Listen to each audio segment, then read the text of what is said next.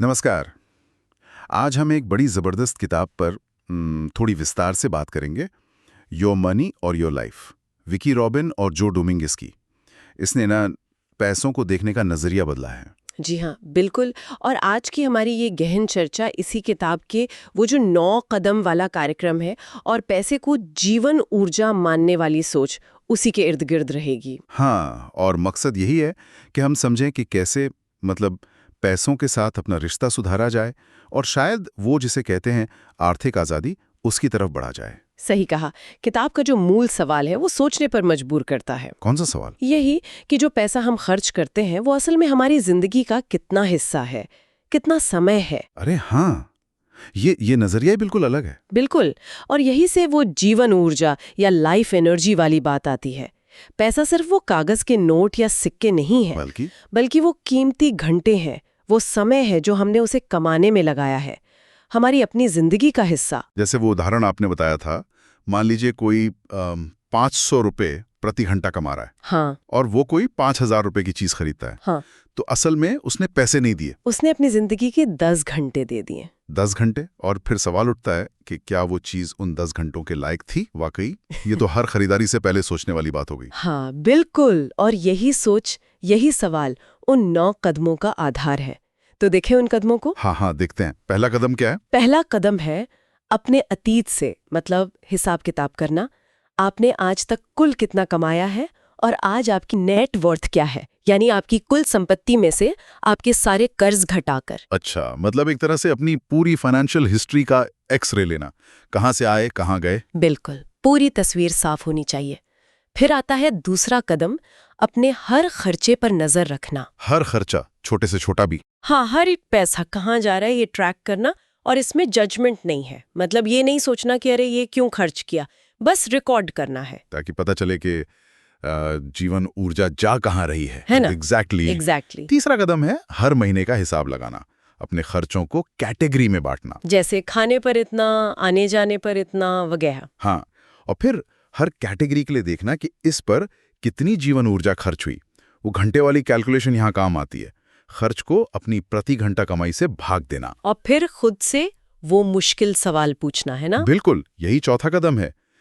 क्या इस खर्च हुई जीवन ऊर्जा के बदले मुझे उतनी संतुष्टि मिली? क्या ये खर्च मेरे मूल्यों से मेल खाता है? क्या मैं इसे दोबारा ऐसे ही खर्च करना चाहूंगा या चाहूंगी?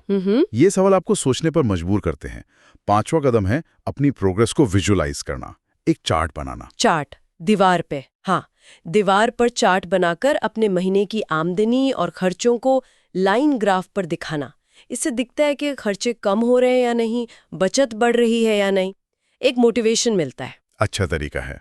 और छठा कदम? छठा कदम है सोच समझकर खर्चा कम करना।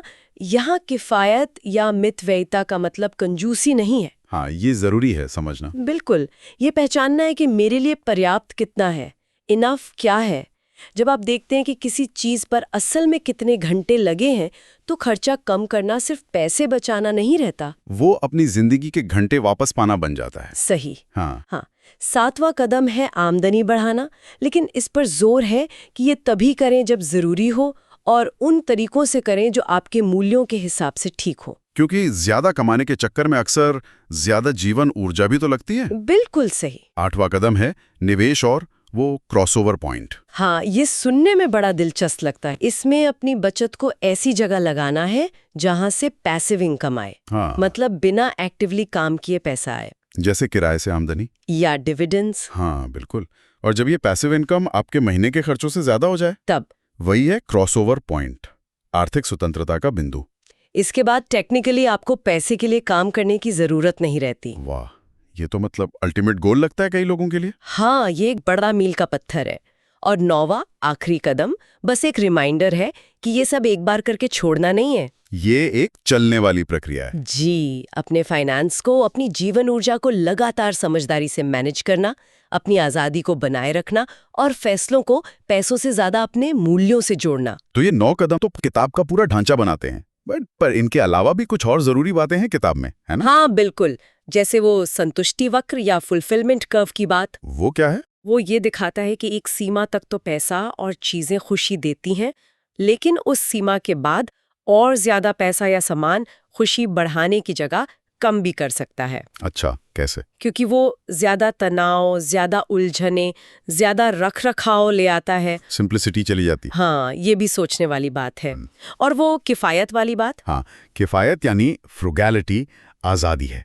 कम खर्च का मतलब है आपको कम कमाना पड़ेगा, जिससे जिंदगी में ज्यादा चॉइस मिलती है, ज्यादा फ्रीडम, कम समझौते करने पड़ते हैं। एग्जैक्टली। और इस किताब का असर बहुत गहरा रहा है। फायर मूवमेंट जो आजकल इतना पॉपुलर है, फाइनेंशियल इंडिपेंडेंस, रिटायर अर्ली, उसकी जड़ें कहीं ना कहीं इसी किताब में हैं। हाँ, इसने लाखों लोगों को कर्ज से निकलने, जल्दी रिटायर होने और ज्यादा मीनिंगफुल जिंदगी जीने के लिए इंस्पायर किया। ये सिर्फ पैसों के मैनेजमेंट की तकनीक नहीं, ये एक तरह का जीवन दर्शन है। सही कहा।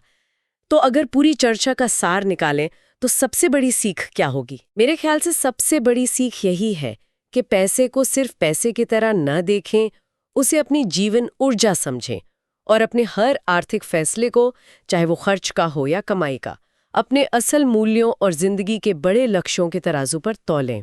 और अंत में वो सवाल जो आपने शुरू में उठाया था, वो फिर सोचने लायक है। कौन सा? कि ये पूरी बात सिर्फ आर्थिक आज़ादी की नहीं, बल्कि एक जागरूक, एक सार्थक जीवन जीने की है।